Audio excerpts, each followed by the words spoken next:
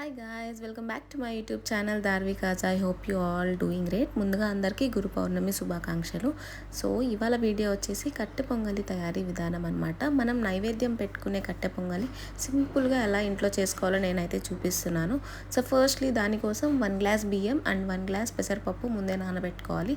దాని తర్వాత 2 glasses of water and 1 glass of milk మనం యాడ్ చేసుకొని కొంచెం బ్లాక్ పెప్పర్ వేసుకున్న దాని తర్వాత దానికి 4 విజిల్స్ వచ్చేదాకా మనం ఉంచాలన్నమాట.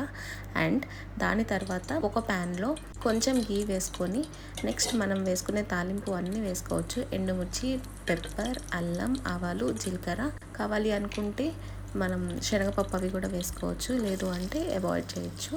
అండ్ ఇవన్నీ కొంచెం డ్రై అయ్యాక కాజు వేసుకోవాలి. And next most important hinge powder వేసుకున్నాక దాని టేస్ట్ అయితే మారుతుంది, అది మాత్రం అస్సలు స్కిప్ చేయొద్దు.